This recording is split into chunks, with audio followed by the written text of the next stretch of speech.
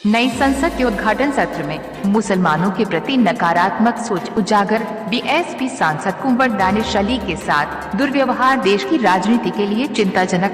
दक्षिणी दिल्ली से सांसद और देश की पेट्रोलियम एवं प्राकृतिक गैस समिति के अध्यक्ष रमेश चंद विधुरी ने उत्तर प्रदेश के अमरोहा निर्वाचन क्षेत्र से सांसद कुंवर दानिश अली के लिए मुस्लिम विरोधी, अनैतिक और अभद्र भाषा का इस्तेमाल किया। हालांकि विपक्ष की कड़ी निंदा और विरोध के बाद बीजेपी ने रमेश चंद्र विधुरी को कारण बताओ नोटिस जारी कर पूछा है कि उनके खिलाफ कार्यवाही क्यों न की जाए। इससे पहले लोकसभा अध्यक्ष ओम बिरला ने उन्हें कड़ी हिदायत दी और भविष्य में ऐसे आचरण की पुनरावृत्ति न हो। वहीं इस पूरे मामले पर पसमानदा मुस्लिम समाज के राष्ट्रीय अध्यक्ष व पूर्व मंत्री अनीस मंसूरी का बयान आया सामने। देश की सबसे बड़ी पंचायत संसद के अंदर श्री रमेश विधुरी सांसद भारतीय जनता पार्टी ने जिस तरीके से बहुजन समाज पार्टी के मुस्लिम सांसद कुंवर दानिश अली साहब की तरफ इशारा करते हुए असंसदीय भाषा का इस्तेमाल किया, अमर्यादित भाषा का इस्तेमाल किया और वहां पर बैठे सभी सांसद भारतीय जनता पार्टी के सभी ये तमाशबीन बनकर देखते भी रहे और कुछ सांसद उनके इस टिप्पणी पर हंसते भी रहे। बड़े शर्म की बात है, उसी संसद के अंदर राहुल गांधी जी जैसे लोग, उनकी थोड़ी सी बात थी, इतनी असंसदीय भाषा नहीं थी, उनको निलंबित कर दिया गया। ऐसे तमाम मौके आए जो विपक्ष के सांसदों को निलंबित कर दिया गया, लेकिन भारतीय जनता पार्टी के सांसद कुछ भी बोलते हैं, उनके खिलाफ कोई कार्रवाई नहीं होती। ना तो संसद के अंदर बोलते तब कार्रवाई होती है, ना संसद के बाहर कोई कार्रवाई होती है। ये कैसा दोहरा मानदंड है। मैं पूछना चाहता हूं कि अभी तक जितने लोगों ने, विपक्ष के लोगों ने जो भी टिप्पणियां की सरकार पे, सरकार के नेताओं पर, तो उनके खिलाफ सख्त कार्रवाई की गई। अभी तक रमेश विधुरी जी के खिलाफ किसी भी तरह कोई कार्रवाई नहीं की गई है। ये पूरे देश का मुसलमान आक्रोशित है और इस देश के अंदर सभी धर्म के मानने वाले लोग ऐसे अमर्यादित असंसदीय भाषा का इस्तेमाल करने का सारे लोग निंदा कर रहे हैं। मैं भी पसमानदा मुस्लिम समाज के राष्ट्रीय अध्यक्ष होने के नाते मैं निंदा करता हूं और मैं अपील करता हूं कि जो इन्होंने अमर्यादित भाषा, असंसदीय भाषा का इस्तेमाल किया है, उनके खिलाफ प्रिविलेज कमेटी में जाना चाहिए, कार्रवाई होनी चाहिए और उसके अलावा उनके खिलाफ एफआईआर भी होनी चाहिए।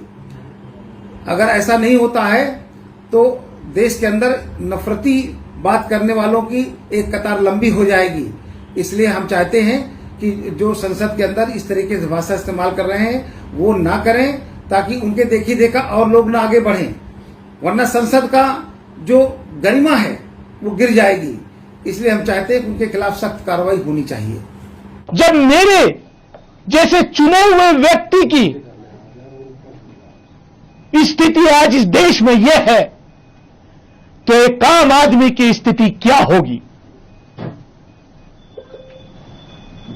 मुझे उम्मीद है कि मेरे साथ न्याय होगा। आदरणीय स्पीकर साहब कार्रवाई करेंगे, नहीं तो मैं भरे मन से इस सदन को भी छोड़ने पर विचार कर रहा हूं, क्योंकि ये एक सभ्य समाज में बर्दाश्त नहीं किया जा सकता। क्या है? क्या हम इसलिए चुन के आते हैं? क्या देश को आजादी इसलिए दिलाई गई थी? क्या हमारे पुरखों ने कुर्बानियां इसलिए दी थी इस देश की आजादी के लिए कि जब हमारे प्रतिनिधि चुन करके जाएंगे तो उनको यह सुनने को मिलेगा? दुनिया के अंदर आज देश की क्या तस्वीर आपने खींच के रख दी है? महिलाओं को आरक्षण, ये स्पेशल सेशन था। 75 साल अमृत काल में हम गए हैं, पार्लियामेंट की नई बिल्डिंग में हम गए हैं, महिलाओं के आरक्षण के लिए ये संसद का सत्र विशेष रूप से बुलाया गया, वो आरक्षण कब मिलेगा? 2029 में लागू होगा, 2034 में होगा या 2047 में होगा? अभी उस पर सवालिया निशान है, मैं उसमें नहीं जाना चाहता।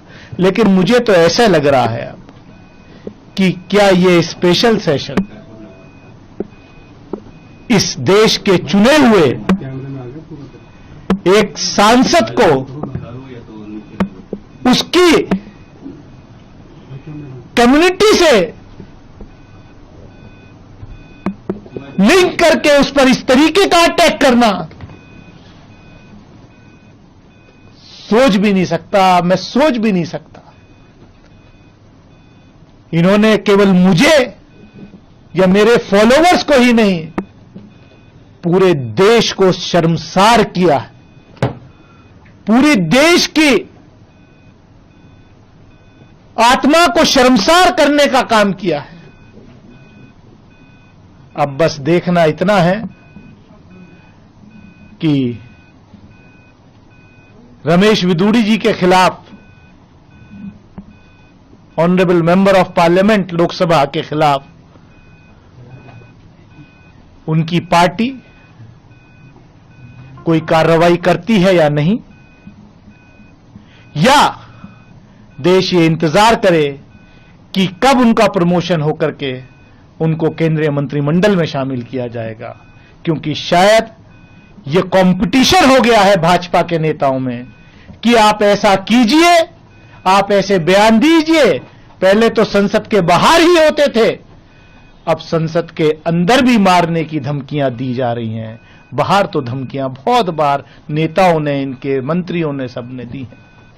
लेकिन ये सोचना पड़ेगा कि हम इस देश को अमृत काल में किस तरफ ले जा रहे हैं।